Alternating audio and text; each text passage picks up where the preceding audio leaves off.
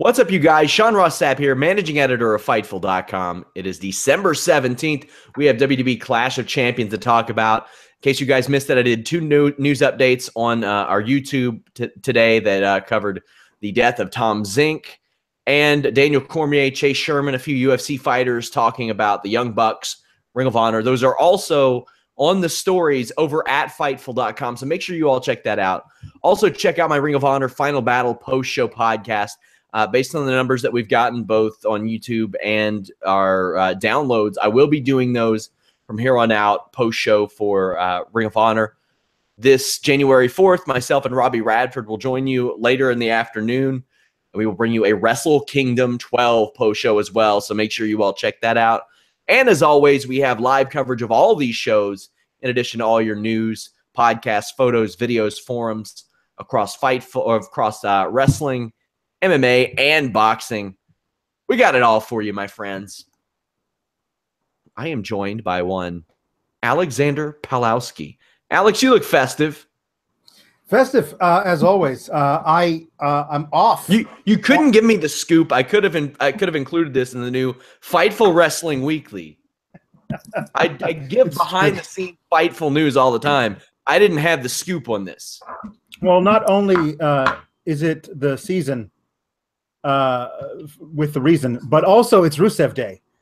So I figured it was a double celebration, and that's why I've decided to go all out with the Christmas lights around my neck.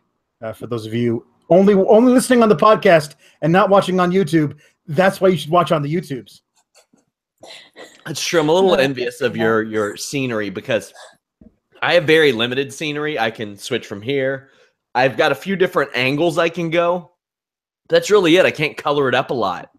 Yeah. When I move, eventually that will change. But until now, you got me beat, Alex. You went from the prison to the Christmas playpen, so to speak. So yeah, it's nice. I'm also joined by Anna Bauert. Anna, what's up? It's a lot of crying on tonight's show. What's up with that? I feel like I should be joining in too and stating the obvious and making everyone really confused. So yeah, that's what's up. We will talk about that crying. Hot damn. Lots to talk about on this Clash of Champions show. But Anna, what your thoughts as a whole? What did you think of this show? It seems to be the general feeling of a lot of these single brand shows recently. They start off really great and the momentum, it's like very promising, and then as we get closer and closer to the end, it's like oh okay. I thought early on, with the exception of the second last match. Oh, look who it is! Hi, it is one Jeffrey Hawkins joining us as well. Well, I didn't think Anna was in tonight, and I saw her on the stream, and I went, well, maybe I'm not needed. And then I decided to sneak in to see if she had dropped out any F-bombs this early on. She hasn't gotten us demonetized yet, but the fortunate thing is we always win our manual reviews. So whatever. As long as 1,000 of you all watch this thing within the first 7 days, we're golden. And look, you will always I do feel that, the need right now with the Sheedy nominations being out to say if you like family-friendly commentary, vote Hawkins. Good God. Good if you like boring, vote for Hawkins. Boring. Well, you know, I don't have enough room. If you like to be educated, vote for me. Okay. And if you like crazy, wacky shenanigans, vote for. That is fantastic. Okay. No. We got a show to talk about, you guys. I'm sorry. I'm marveling at the wonder of Alex's sweater, fireplace, TV. It's looked like you threw up Christmas in there. It's like you literally like barfed Christmas. It's a sickness, and I have it. Sorry. Go ahead, Well, Sean. We'll talk about this pre-show. First off, I want to say whoever's writing for any of these women needs to not write for these women ever again. That Naomi promo was miserable, and it was all dialogue. Her delivery didn't help. Then Tamina says, like, stops and looks at Lana and goes, yeah, ravishing one. And I was like, you asses. Why would you have her say this? Alex, going to feel the glow. I know that occasionally, guys, there are 4 of us on a show. Let me direct the damn thing. I was agreeing with you, Sean.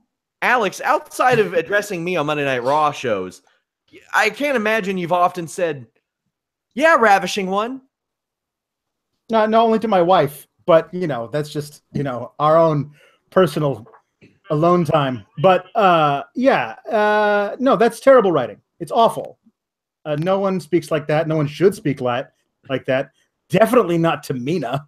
So yeah, no, this whole thing was just ill-advised from the very beginning. Just awful. At least there was no talk of gay meat. Yeah, so I'm happy about that. That's true. Anna, recently Tom Cassiello said on a podcast interview that often a lot of the younger writers, the newer writers rather, are given the female storylines. You think that has something to do with why this dialogue is so bad? I was thinking about it this week, and I came to the conclusion that they are just essentially trying to put total divas in a ring. I think they're trying to make a continuation of the show or the story or something. Better, though. Total Divas is way better. I don't care either way. I want to see women wrestling and competing. Like I wrote in my notes, I really wish I could see Charlotte wrestling right now. This match was a pile of flaming shit. This division, they've written it, and it is a pile of flaming shit. I'm so sick of this. There's so much potential in there. Look what they've done to Charlotte, for crying out loud. I didn't swear. If you had the over at 6 minutes before we got demonetized, you win. Jeff, description.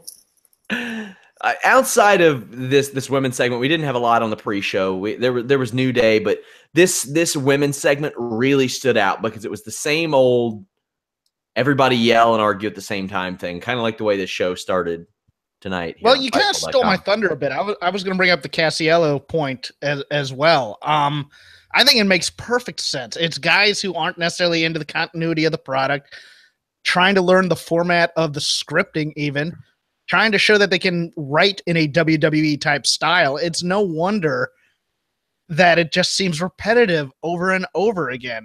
I'm not shocked by this revelation at all. In fact, now it makes total sense to me why the women's segments stink all the time. When you have junior writers, they write poorly until they learn the style, and then once they get good, they decide to put them on other people as opposed to keeping them with the women. So the women never get better. They keep on always getting the new guy over and over and over again.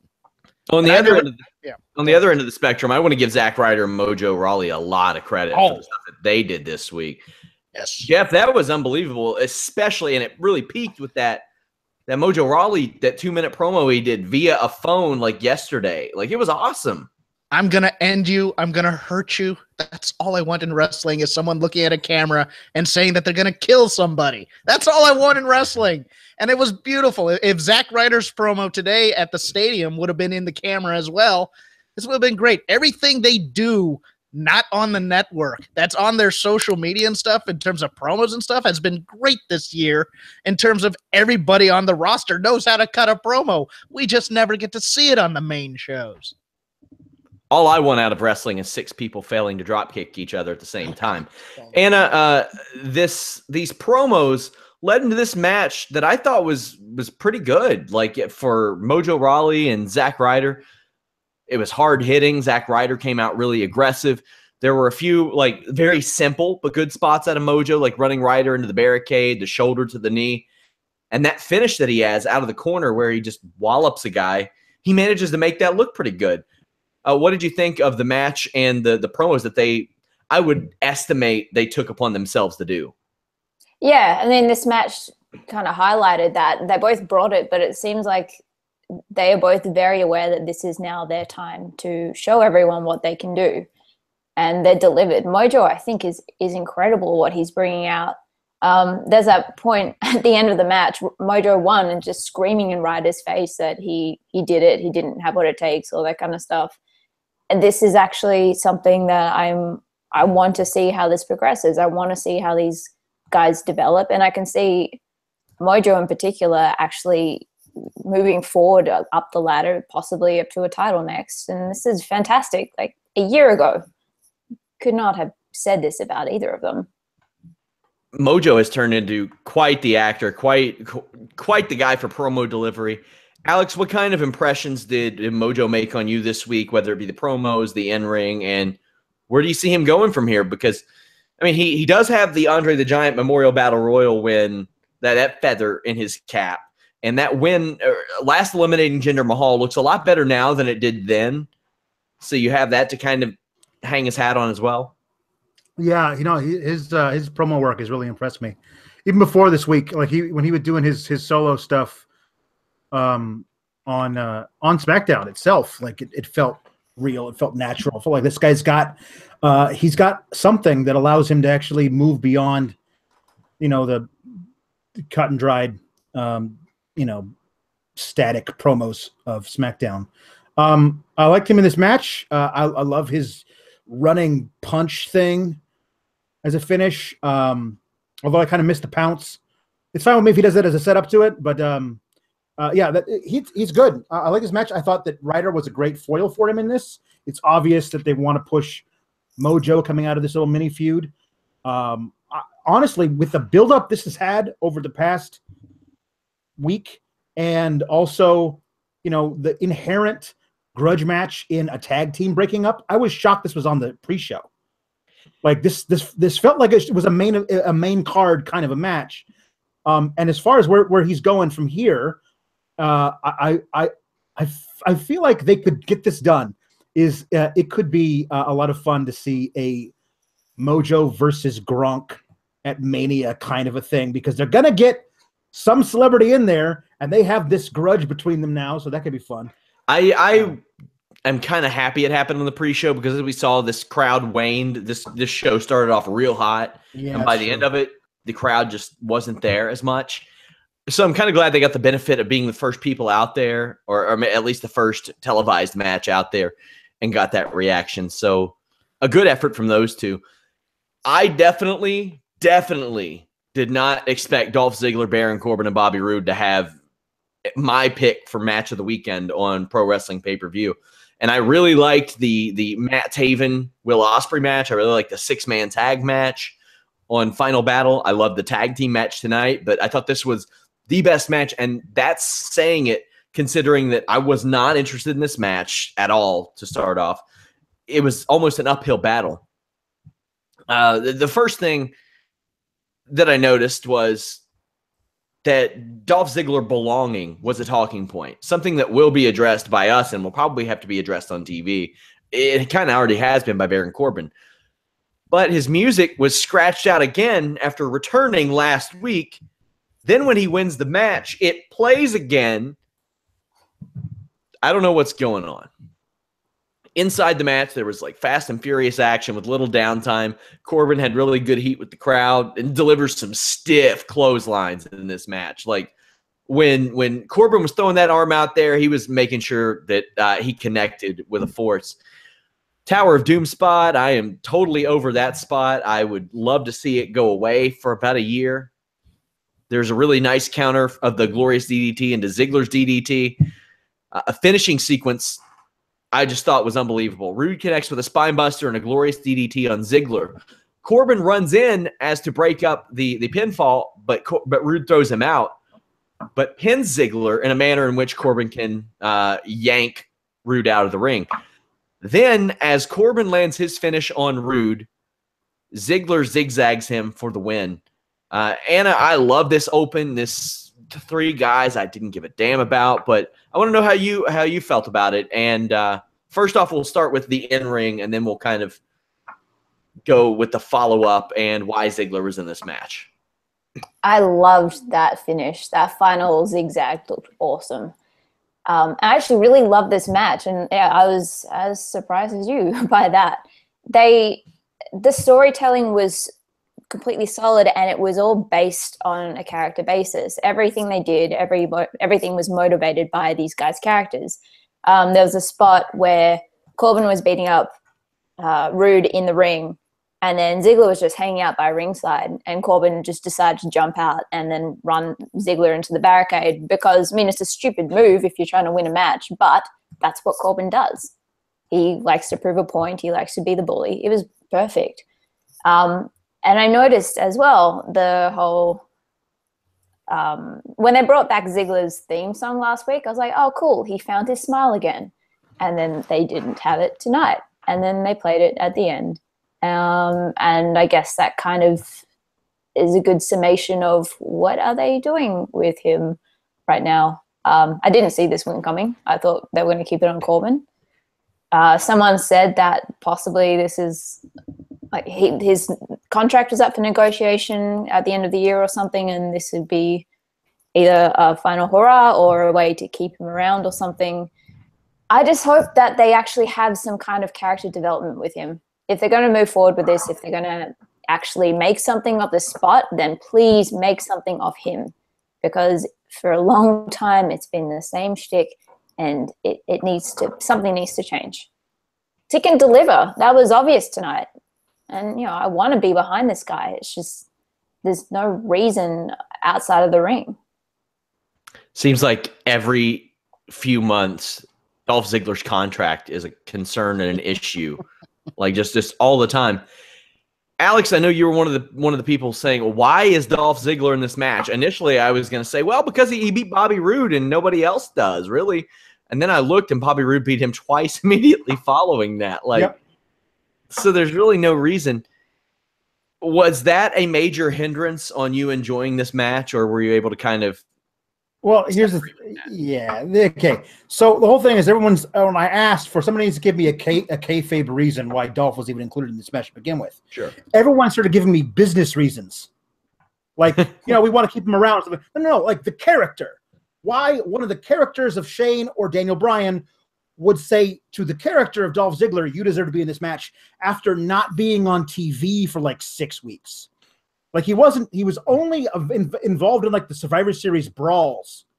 That was it between like his program with Roode ending and this.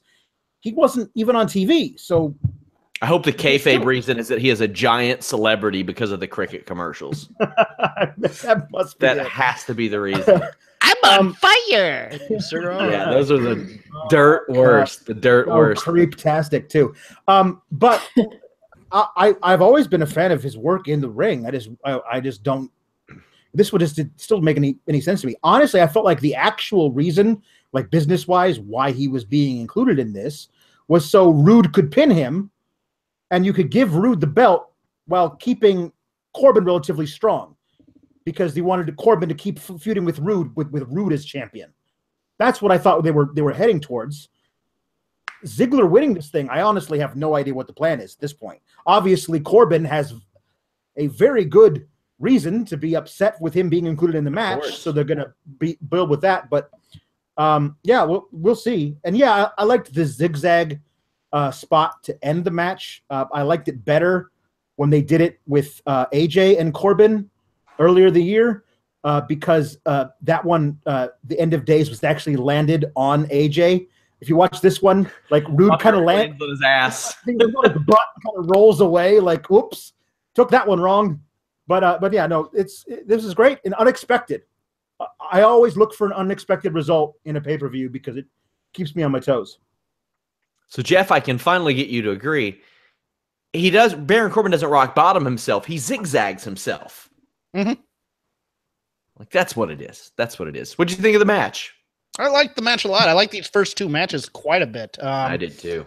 Mojo and Zach, I thought, over-delivered. And I think Mojo, just to backtrack just a little bit, is going to go on a bit of a run in the Rumble if they can get Gronk for Mania. I think that's going to be the build.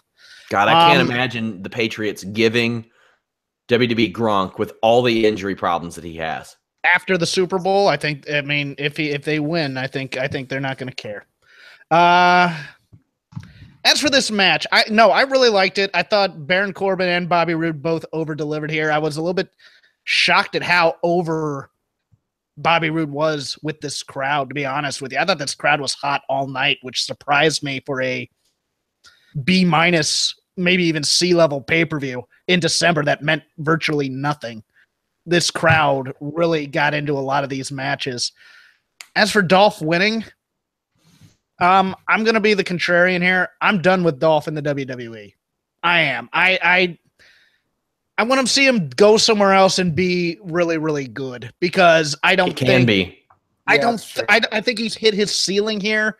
I think no matter how good he is, no matter how many titles they give him, they're not going to allow him the skill set to get over to the level that I think his ceiling actually is. And you know what? I was looking forward to seeing twin magic between him and Cody Rhodes in New Japan. With the dyed hair. as we've seen, though, WWE doesn't seem to like doing a lot of people favors as they head out. Like, I thought for sure they would have done something nice for Mark Henry, and then Mark Henry just kind of quietly announced, "Hey guys, I'm retired, by the way." Like, oh, okay. Yeah, by BT dubs, I'm not wrestling anymore after 2 decades and world championship runs. Now, that's not the place where Dolph Ziggler is in his career, but, you know, I could also see Dolph Ziggler being the guy that's like, you know what, I'm going to do stand-up comedy for good. You know, and I've seen him do stand-up comedy, and it's not good. If he's improved, fine, but what I want to see is something like the Chris Jericho serious turn somewhere else. That's what I want to see with Dolph Ziggler. He really has to reinvent himself from head to toe, in my opinion. Backstage, there's a painful segment where Shane McMahon and Daniel Bryan are discussing the plausible nature of 2 refs. More on that later. Alex, Rusev and Aiden English are baby faces. That's what they are. That's what they have to be. You got to do it. You got to go with it, right? Like, I don't care if this is one city on Earth. They're baby faces now. But it's not. There's no reason why Boston loves them more than anybody else. Sure. But what reason are they even heels is what I want to know. Like, why can't you just make this baby face tomorrow? They did it with the Usos, and it's worked great. Because Rusev's been a heel his entire time in the WWE, and Aiden English is this pompous ass who likes to sing. Like, that's how the WWE decides what heels are. Like, it's just obvious to them these are heel gimmicks. But the crowd has said, no, we love them because they're great. We like them because they're funny, and they're fun to watch. So we're going to cheer for them and laugh at their shtick. Like, so if these guys aren't baby faces by, you know, let's say the 2nd week of January, let's give them a little while to like figure out how to phase them into turning face. I don't know. Like, I don't know what you're doing, because they were getting Rusev Day chants. And they'll get them on Tuesday, and they'll get them on the day after Christmas, and they'll keep getting them because, listen, you've made a Rusev Day shirt. It's undeniable. People aren't buying that because they hate him. They're buying that because they love the guy. You know, he's over. Anna, the kid at school who gets pancakes poured all over him, does he get complimented for such or clowned for such? Complimented. I mean, they were just flapjacks all over the poor kid. If he gets teased for that, those kids are idiots. Like, that is something that you blow up and you frame and put it on the wall, and their parents make it the star on the Christmas tree. That's how good that was. I bronzed the flapjacks and put them as a sculpture on my wall. Yeah. Jeff, who do you think's making these flapjacks backstage? I think they've been in catering all day, and it's just left over from all the guys who don't want carbs. Although I did enjoy Byron Saxton going, man, I wish they had pecans and brown sugar. Byron Saxton is phenomenal at trolling heels. I don't care if people hate him overall as a distraction. When he trolls Corey, he's fantastic. There are times you can tell he's in on it. Then there are times when he says really dumb stuff like he did on SmackDown. Yeah. But fortunately, that didn't overtake anything tonight. To round off the awesome category, the Usos cut a great promo before this match. Also, both Vaudevillains got title shots this weekend. Simon Gotch competed against Silas Young at the Ring of Honor tapings. So good for them. Happy Rusev Day, by the way. Yes.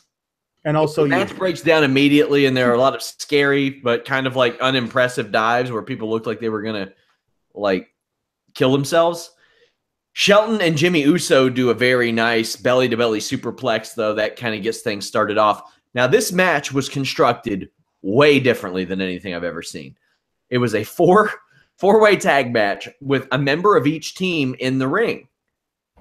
Now, this is particularly odd because from a working standpoint, it changes almost everything. You got to cut off the ring. You work half of a ring. So you're no longer working in a square. You're working in a rectangle. There are little things like you can't Irish whip somebody. There's no necessity. Like the unwritten pro wrestling rule is if somebody has their back on the mat and they're prone, you pin them. That's kind of out the window here because you've got a guy standing 2 feet away. So it's almost like a waste of time. Anna, what did you think about the style of working this match like this? I had never seen like competing rest holds, but that's what we got. And they like Aiden English would sing during them. Like we had a lot of little different touches. I really liked it because it was something very different. We've seen a New Day and the Usos in pay-per-view spots for the last few pay-per-views. And yeah, they had to pull out something different, and this was it. And I thought it was great. There's a chaos in the beginning, and then they slowed it down, and it was just 2 teams constantly on the bottom, 2 teams in control, but the 2 teams in control were always trolling each other across the ring. There's one point that New Day were targeting everyone in the corners, and then you just have the ref, like this really disappointed dad, just going, no, no, no. And then Woods in the corner, I think someone kicks someone in the corner, and then you just hear Woods off camera going, are you okay? Like just little things like that by separating the ring and by calming everything down a little bit, it's all the little nuances that you could then appreciate. I'm not the biggest Gable and Benjamin fan. I once again referred to them as the douches in my notes. But Gable Germaning those 2 big guys. My God. Holy, yeah. Everybody. Wow. He didn't discriminate, but especially Big E and Rusev. That was remarkable. Like, damn, man. Just insane. Also, that mushroom stomp that Kofi did to Aiden English was particularly gross. And I thought that Aiden English was hurt, but he got up and he was fine. There are some really good short power bombs by Shelton, and then he catches Kofi with one that looks really cool too. The ref, I guess, doesn't care that Shelton's in the ring. He's just like, hey, what's up, man? English pulls him out, gives him his finish, then does a nice spine buster on Gable for 2. There's a bunch of false finishes. Big E tries to work out of the accolade, but as Anna mentioned, just German suplexes everywhere. The Usos get the win after what I thought was an awesome match. Jeff, your thoughts on the match and the kind of the different way of working it? Absolute mess, but it was a fun mess. Also on the Gable German suplexes, Aiden English landed on his damn neck when he took his. I mean, that one looked brutal out of all the 3 of them. And I totally bit on Aiden English getting the pin in this match. Did too. I bit on that hard. I went, there it is. No. Oh, okay. I was like, they called the audible. Yeah, I thought they had too. I thought either him and then when Rusev kept on almost getting, I thought, well, maybe. And then after the second one, I went, oh, no, that's a shame. I was waiting for an 8-person drop kick with them all missing. I wanted it. I needed it. It didn't happen, but it would have been funny. I personally don't care for these kinds of matches only because I don't think you want your entire division in one match to lose. But I think they did a lot for Gable in the match. Oh, as we found out later, it was not their whole division. No, it was not. I'm sure Anna's going to have a nice eulogy for Breezango later. Rest in peace. It was a mess. It was a fine mess. There were some nice spots, but it's a lot of, again, Anna brought this up, 2 teams on the outside sleeping while the other 2 work for a while until you get to these big kind of, type of set pieces that they have. But overall, it was fine. I thought Rusev and English got some good looks in. I think Benjamin and Gable got some good looks in. They were the 2 teams that needed it most because they were the 2 weakest teams coming in. And the Usos getting the win, they deserve the win. They're the best team in the division right now. They deserve to continue this reign. And, it was fine for what it was. And it got hot towards the end. Alex. Yeah, this was my match of the night, even though it made no sense. As soon as I was like, wait a minute, there's 4 guys in the ring, and you can only tag your partner, but there's no DQ rules, so because it's a 4-way. So why would anybody stand on the ring apron just waiting for a tag? Why don't you just get it really seemed like the middle of this pay-per-view, whoever booked it was just like, let's see what our roster can overcome. Right. It's just, it was ridiculous, but I loved every bit of it. I loved the times where guys would team up. Like I loved the back and forth between Big E and Uso number 2. I still can't take those guys apart. I wish I could. Especially since one's lost weight. I know. I can't even go fat Uso, skinny Uso anymore. They're both those medium Usos. But I loved all this. I loved, listen, okay, one of my favorite things in all of the WWE is the Rusev, oh my God, I really thought that was 2, it was 3 face. Like can't believe I almost had the win. And I realized that the reason he does that better than everybody else in WWE is because he feuded for so long with Cena and Roman Reigns, which is just basically always getting to near falls and never quite getting the pin. So he's got a lot of practice. This was so much fun. Like when I first saw Chad Gable hit that ridiculous Chaos Theory rolling German suplex thing on Baron Corbin in NXT, I thought, wait a minute, like that was nuts.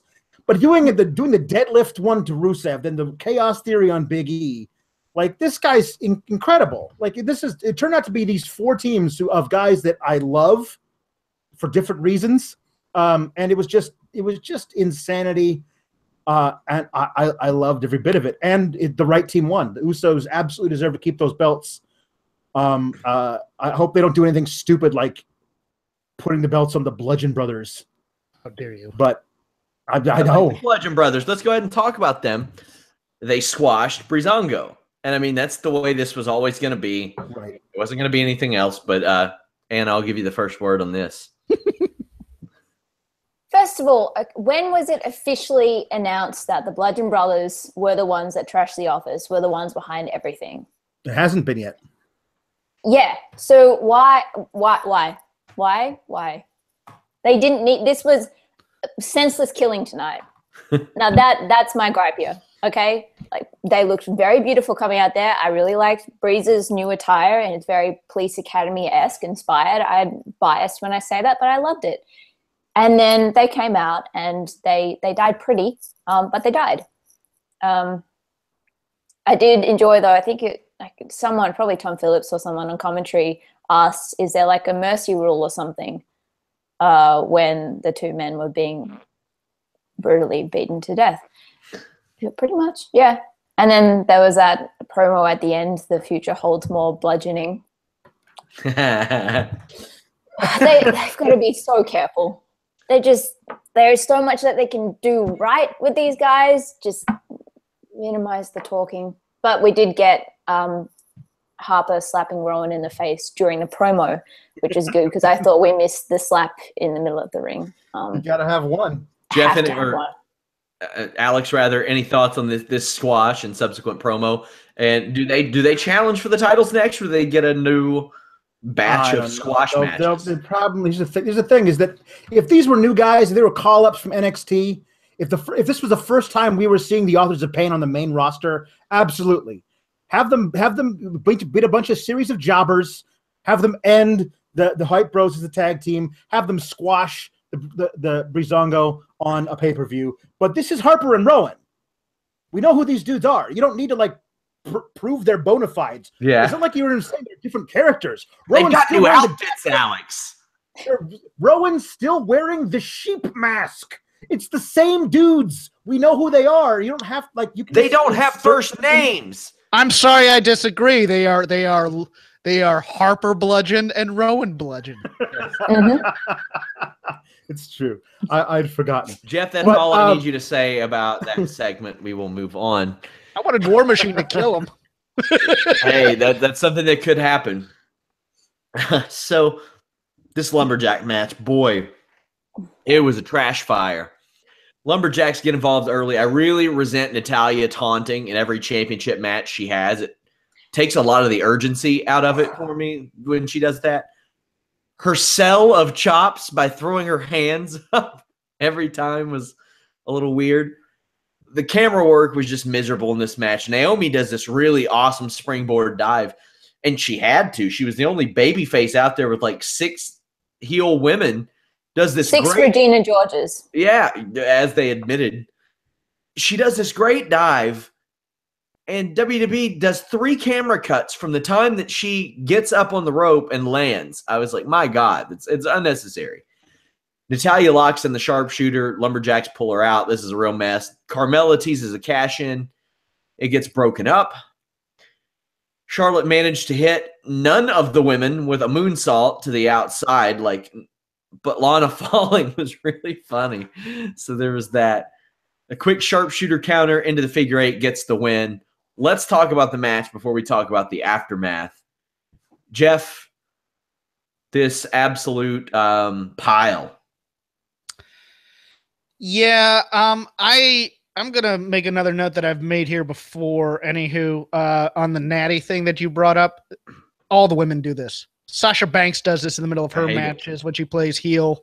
All the heel women do this taunting thing in the middle that really kills the action in the ring in a lot of ways. I mean, it's very, very odd. It gets heat. Psych. Yeah. No, it makes you look dumb. They did not think out properly this lumberjack match in terms of who should be attacking who. Liv hit her partner. Exactly. I was going to bring that up. You just stole it. Yeah, Liv hit Sarah Logan in the back of the head. You have heels fighting heels to get to fighting heels. It was just, and it's just, why? Just kick people when they're down. You don't need the alliances thing just yet until it breaks down. I mean, it was a mess. The moonsault spot, I thought, I'm sure it sounded good on paper, and it just didn't look good when they did the flip. She lands on her feet, and then everybody kind of falls. Yeah. That moonsault with her gymnastics background. I mean, I know it's pretty. Yeah, it's pretty, especially when you do it from the top rope to the outside, because you can land on your feet like she's been conditioned to do for her entire life. When you do it in the ring, she almost looks like she over-rotates sometimes. But when you do it outside the ring, it looks really pretty. However, when you whiff on 6 or 7 people, man, that's bad. That's 0 for 6. That's Alonzo Ball, we'll call it. That's officially what we're naming that. Anna, any thoughts about this match and anything we haven't touched on? It was boring. It was really damn boring. And there was no difference between this match because there aren't that many women on that roster as well. Having them as lumberjacks, it just looked like another match on SmackDown.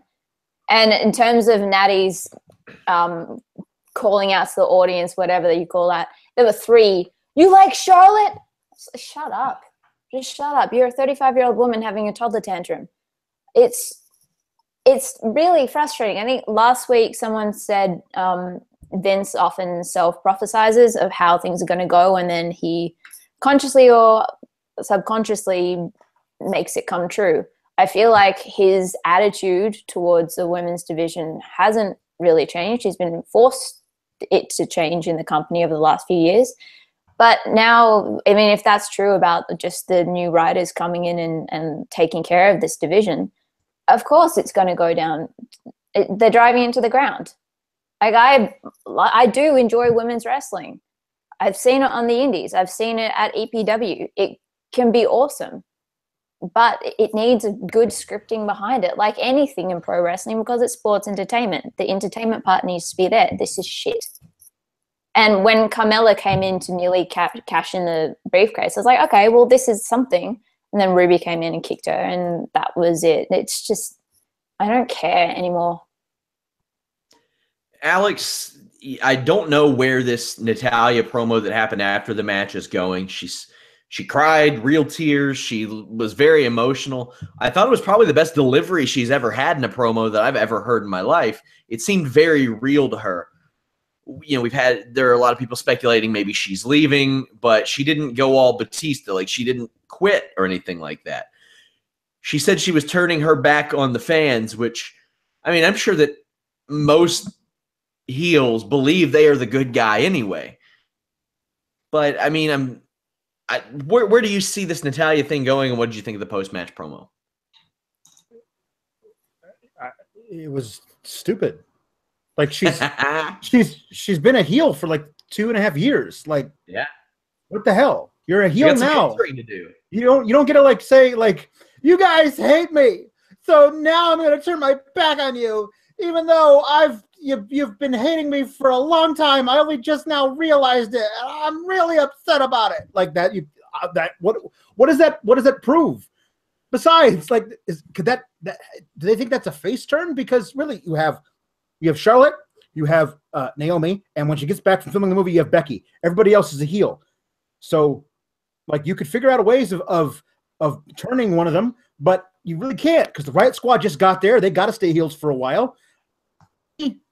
Nobody likes Tamina. Nobody likes Tamina or Lana. Are you kidding me? They might like Lana, but is she going to be a valuable in-ring character? No. Yeah, exactly. Then you would have to have her win matches if she was the heel. Eventually, Carmella, like, you could do something where this is.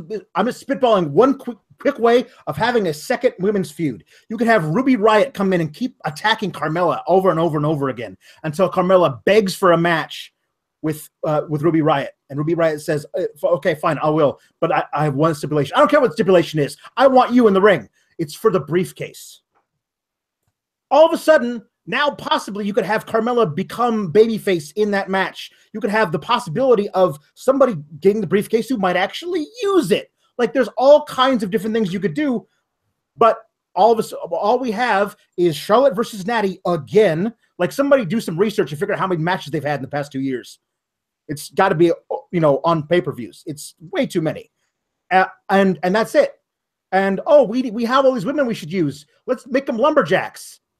And how will we book the lumberjack match? Oh, I know. The exact same way we book every lumberjack match, where it's mostly heels on the outside. And if the heel gets thrown outside, nobody does anything to her. Until there's a big brawl, only so they can be set up so somebody jumps from the inside of the ring to the outside. This whole thing was a charade. It was terrible. Jeff, anything to add? I'm still getting over the word charade. I'm just sitting here thinking that maybe the Natty thing was the start of a turn towards the face because of the unevenness. Like, one of those things where it's like, oh, you guys don't like me. And then she learns that they really do like her. And then she becomes a terrible baby face to match. Yeah, you know what? That sounds about right. Yeah, I didn't like the Naomi spot only because I don't think it makes sense for the Lumberjacks to be doing spots in the middle of somebody else's match, but I get why they do it. Sure. Other than that, nothing really much to add. It was a mess. KO and Zayn defeated Nakamura and Randy Orton.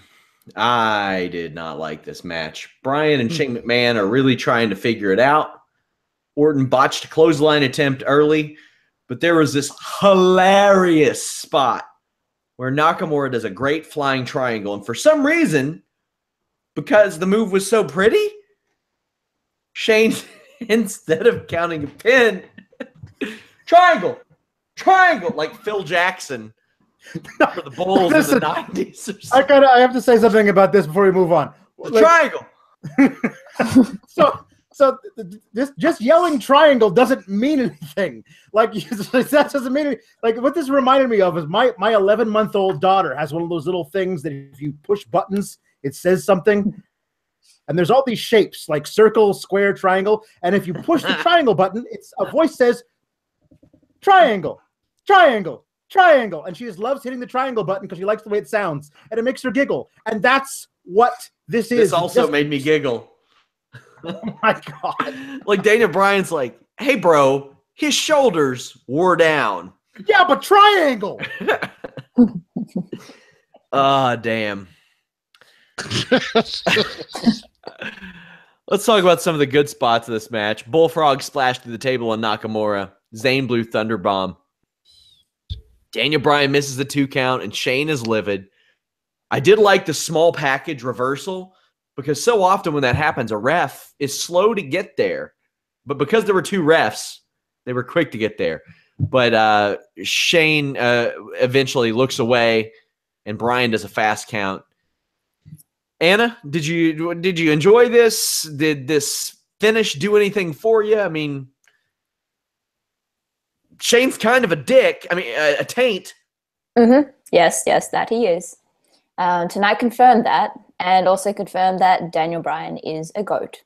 The GOAT, a GOAT, GOAT. So it was a 6-man match pretty much. I'm glad to see during the broadcast earlier in the night, Shane and Daniel backstage still discussing how they were going to double ref this. That's well within WWE tradition. I didn't mind this. It was entertaining. It was a bit of a cluster. Sammy had some excellent lines at the start of the match. He was yelling at someone on commentary who said, "Are you looking pretty, boy? It's all for you. That's right." Like, okay, I'll take that. There was an Anchorman reference from him with the second pinfall attempt where they both tried to count at the same time, and you see Sammy going, "What is this, amateur hour?" So I thought that was great. There was some cool little spots, and veil to Sammy's balls again. I can't even count how many matches this year where his genital area has been destroyed mercilessly. I can't even say that word on the clothesline. That's how distraught I am that his balls are now gone. I said that word aloud, didn't I? Yes, and then we had that ending. Sorry, Jeff. And I don't know. Are we done with this now? Triangle. Triangle. Are we done with this now, though? Like, obviously, it's going to go now to Daniel and Shane.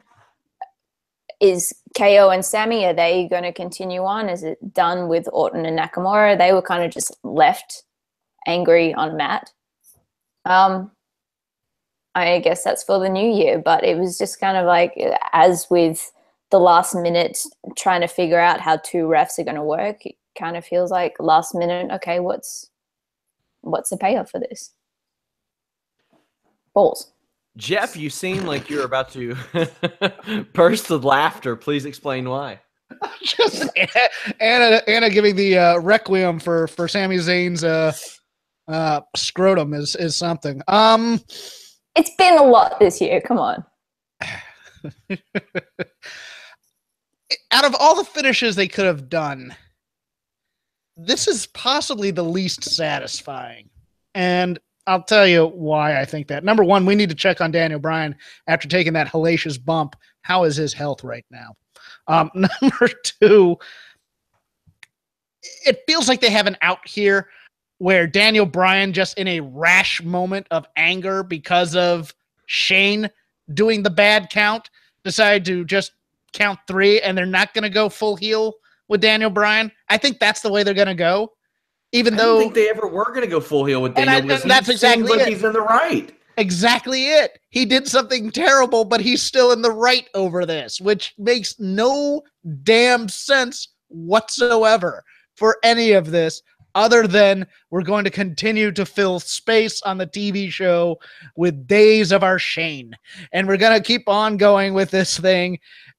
Just the dumbfounded look of Shane post-match is me on this story. Just the type of thing that he had going in the ring there. They're going to justify him doing something bad because Shane did something bad. So nobody's going to be bad. We're going to have angry Randy probably somewhere in here, and Nakamura is going to be Nakamura. Alex, we don't usually get to hear your SmackDown thoughts on these main storylines. So this whole thing, what you got? Listen, so there was the first spot in the match where there was the first count that was being done, and Bryan and McMahon both counted it, but like 1, 2, oh, you, me? And I was like, this is going to be the most overbooked match in the history of WWE. And I'm just going to sit back and watch it because it's going to be terrible, but it's going to be fun. And I was right about the first part, wrong about the second part. It was terrible, and it wasn't fun because I wish I wasn't going to say this, but anything with Shinsuke Nakamura on the main roster has been bad. And Randy Orton with his weird hair is still bad.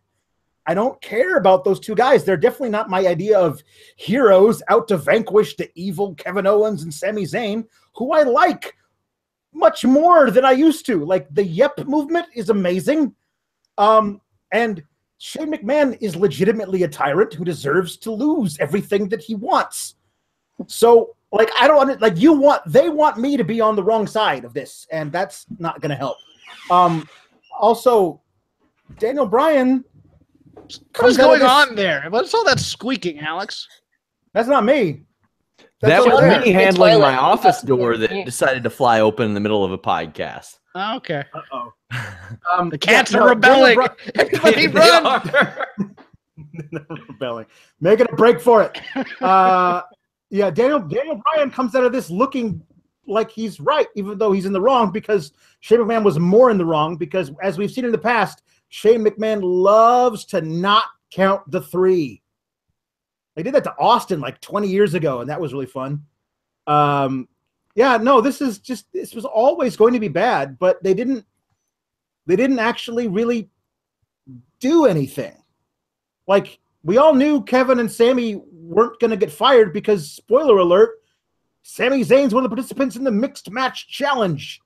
So thanks for letting us know ahead of time. So while I was gone, I understand you talked about Randy Orton's hair transplants.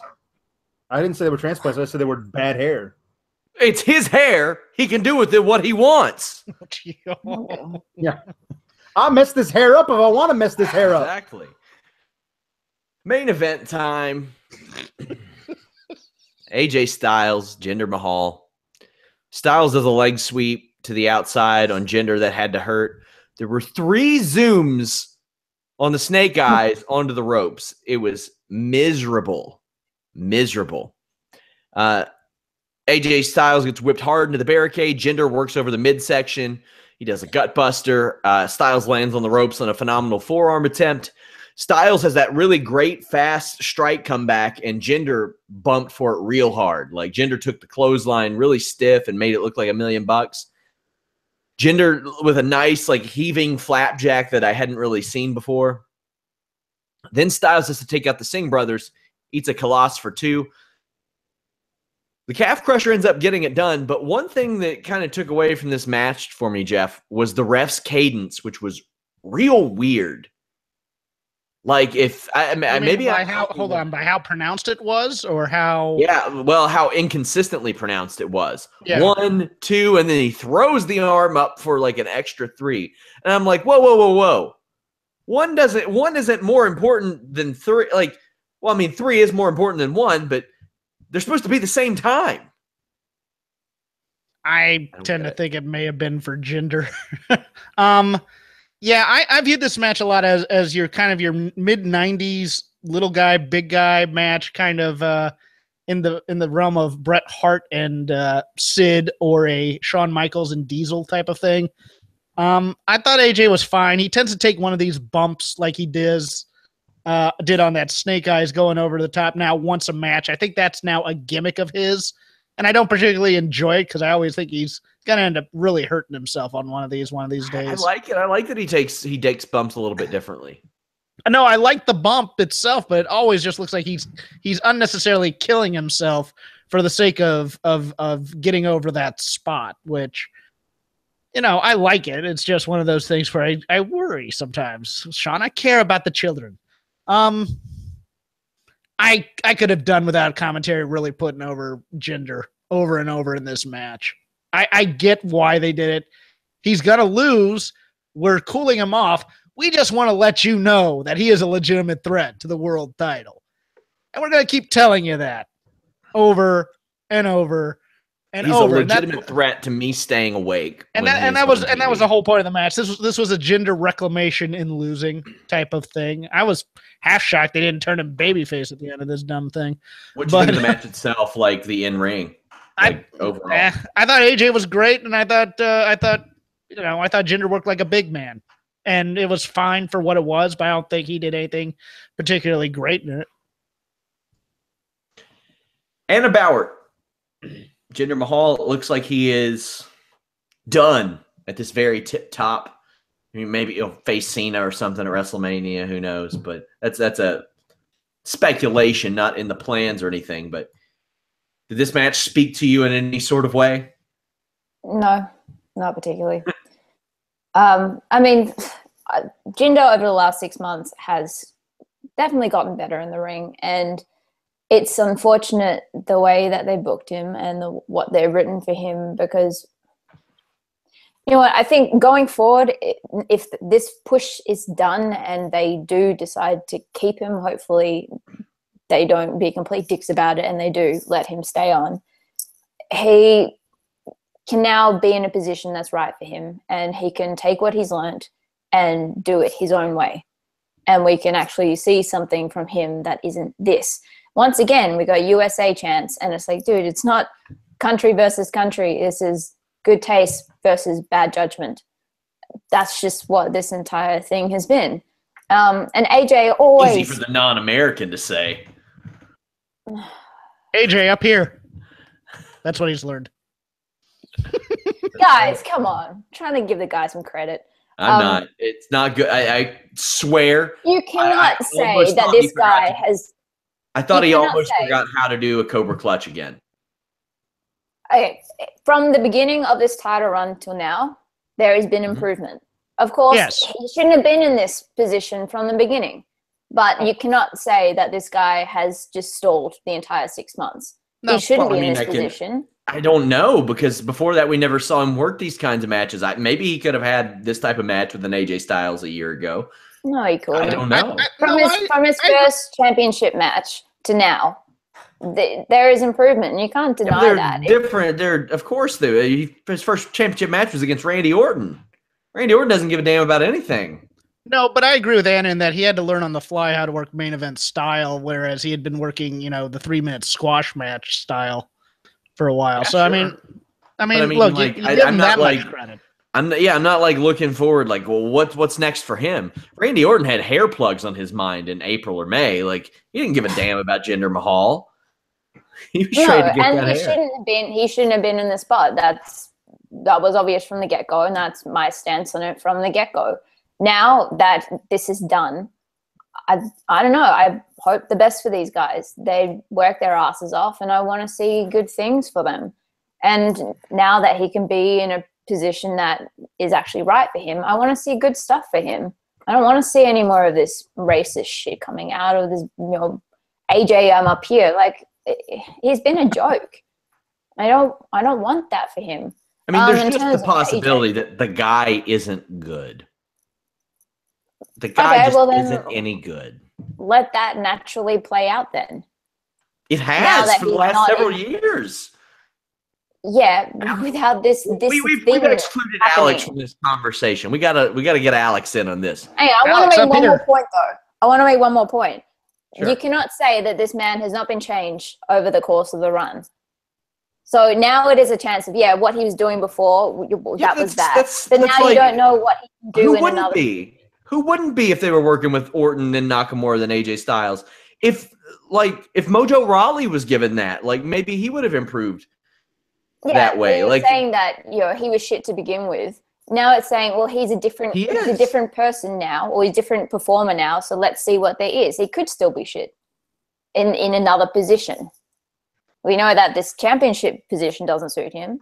I'm saying, let's just see. The benchmark for let's see how it works out. It's like, well, he was shit before and he hasn't been that impressive during the run, but maybe he's less shit now. Like, that's not the benchmark for entertainment.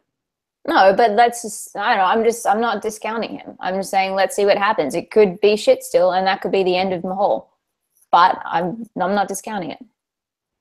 Alex, your thoughts on this main event? I don't feel the need to ever see Jinder Mahal wrestle anyone ever again. I feel like I've seen his best work. I feel like it was tonight. It was passable.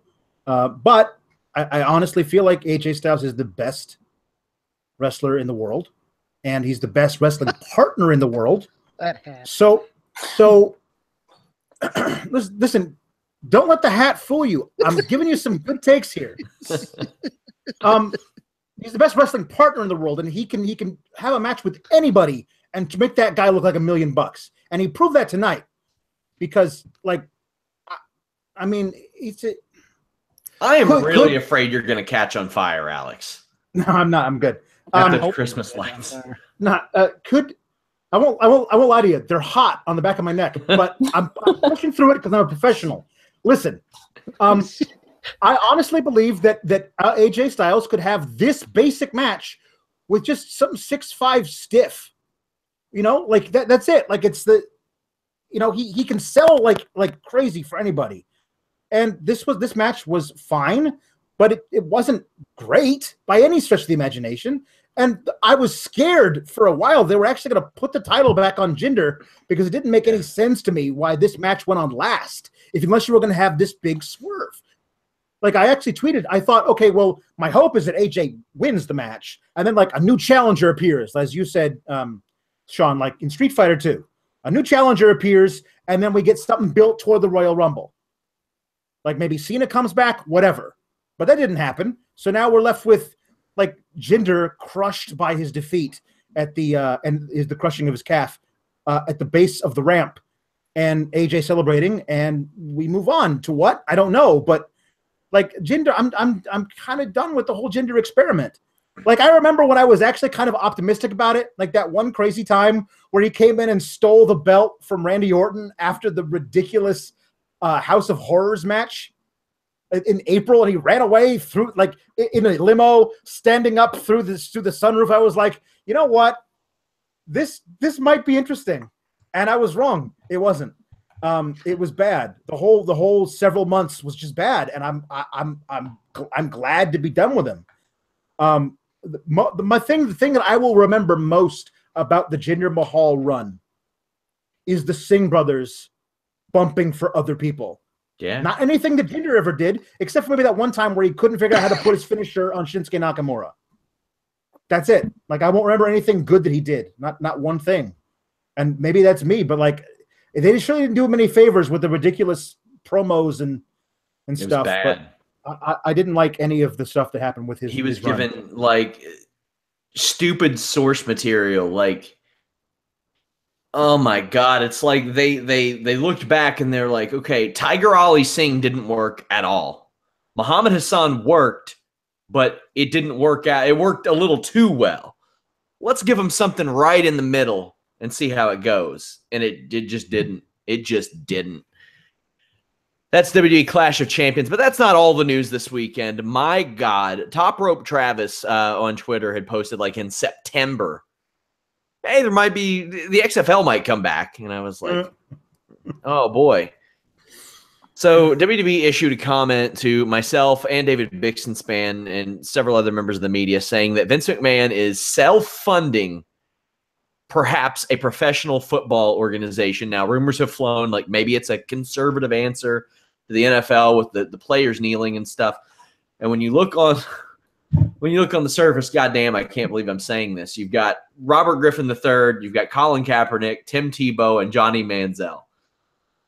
Alex Pawlowski, is there any chance they can pay any of those four guys enough money to appear? And if they do, how long before this idea of whatever football league it is dies completely?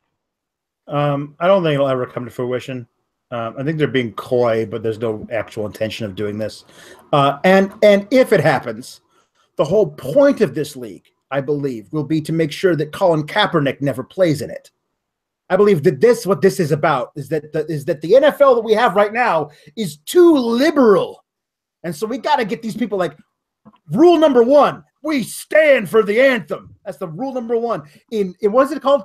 Alpha entertainment, because there's no beta soy boy snowflakes. Think about Vince McMahon, though. Think about Vince McMahon. God damn it, he's a heel.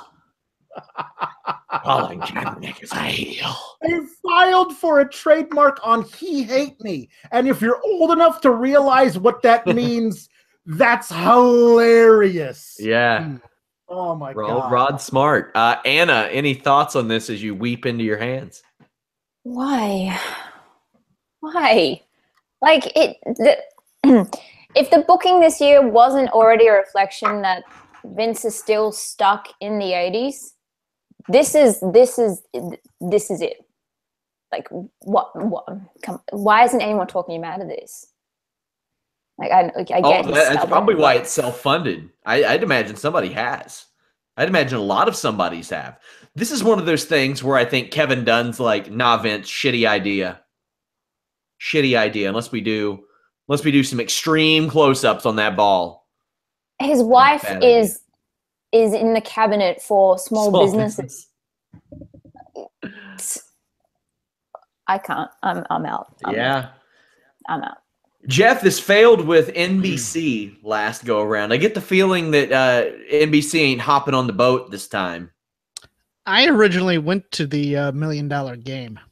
So, did you? Yeah, I did. It was here in Los Angeles at the stadium, and I enjoyed it. It was fun. But I think, look, all your other points are great, but the bottom line is people in America will not watch an inferior product. College football succeeds due to regional and alma mater loyalty. The arena football died in most places. Semi-pro leagues have no footing. So you are not loyal to the 9-3 Los Angeles Extreme? Let me finish my point. That won that $1 Million Game, mind you. I just went that I liked football, and there wasn't any in LA at the time. The World League of American Football failed here. The Canadian Football League failed here in the States. And I tend to think that the one place that a new football league would succeed is the one aspect that Vince McMahon would not ever give control on. The NFL Players Association has always got killed by the owners in negotiations because their bargaining was always weakened because nobody could save their money. Mm-hmm. And if you had a players type league, which had like guaranteed contracts and things of that nature, you might get guys to walk. A league with ownership stake by the players with those guaranteed contracts, you would get some big names to walk away from the NFL for that, I would think. But Vince McMahon is such a control freak. That's the one thing he never wants is employee autonomy in his product. So I just don't see any way. This is just him trying to, this is the equivalent of going back to war with Iraq just to get your dad's one thing off his resume here. I think it's a terrible idea.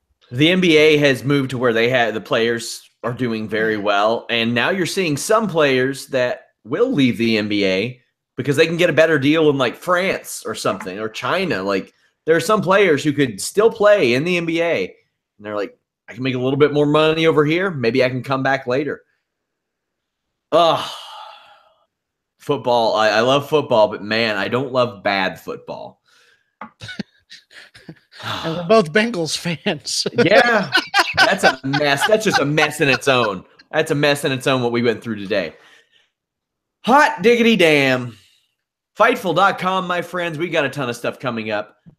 Shortly after Christmas, myself, Jeff, and Alex, unfortunately, Anna won't be on it due to some of the time discrepancies, but we're going to recall the 2005 Royal Rumble, and we're going to provide alternate commentary on there. I have a lot of stories on that. Like I've got some insight on Daniel Puder.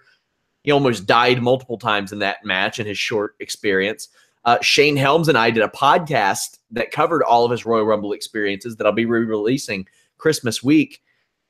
I've got, of course, a lot of info on Muhammad Hassan. I'm talking to WWE writers. I'm going to have a lot of backstage, behind-the-scenes stuff on this show, and myself, Alex, and Jeff will queue it up, and then you all can kind of watch it with us at any time. That's coming soon. I'm going to release my Fightful Books It Royal Rumble Changes. Probably next weekend I'll do that. That way even non-subscribers of the site can check it out, or not non-subscribers, non-members. But head over to Fightful.com and register. It's absolutely free. We're always giving stuff away. And I really want to encourage you guys, of course, follow us on Twitter and Facebook. But we are on Instagram now. We are updating that very regularly. But other than that, Jeff, what do you got going on this week? This week, probably we'll do Shake Them Ropes. I'll talk a little bit about the death of Tom Zink because there's a personal connection in there with me. And not to the death itself, but with Tom Zink. What did you do? Wording, Hawkins, get over it. And I'm sure Rob and I are going to have some opinions on this Matt Hardy, Bray Wyatt headlining the 205 Live tour because this just feels like more instant death coming. That'll be up this week. In addition to myself, you, and Anna doing a lovely SmackDown after show this week, I'm sure. Of course we will. Yes. Speaking of Anna, what's up with you? Just still kicking it on with EPW. Don't really get a Christmas break this year. Working 3 jobs, but it's all good because I love my jobs. Follow us at EPW Perth on Twitter, Instagram, YouTube, Facebook, all that jazz. And I filmed some interviews with Generation Zero, who currently hold all the championships in EPW at the moment. So they will be up in the next couple of weeks. So check them out. Alex, they can follow you at Alex or at Palowski the Fourth. Yes, they can. You did you did an off track about Enzo Amore's penis signature. Yes, I did. I thought it was kind of clever how he was able to put together the E and the A, looking like a penis. However, it is a drawing of a dick and balls, and we've now realized that Enzo Amore literally is a dick. So you can find that at Fightful.com. And a I'm certified sure D, you could say. A certified D. Certified by the state of Delaware. But yes, I'm sure you'll be able to find something from me in the coming week over on Fightful.com. Guys, I should have my NWA long form feature out by the end of the year. I'm hoping. I talked to Tim Storm, who actually told me a great Ahmed Johnson story. Anytime I can get great Ahmed Johnson stories, I'm going to do that interview. But I've talked to him. I've talked to a ton of former NWA champions about this. I talked to Dave Lagana, who helps run the NWA right now, and that's going to be a fun long form feature. In the same vein of the Brawl for All, the Shane Crutchton, the Gerald Harris, the Kentucky Commission, and the Muhammad Hassan features I've done. Head over to Fightful.com, share our stories, retweet them, let people know about them, and of course, thumbs up, like, subscribe. We really appreciate it. Until next time, guys, we're out.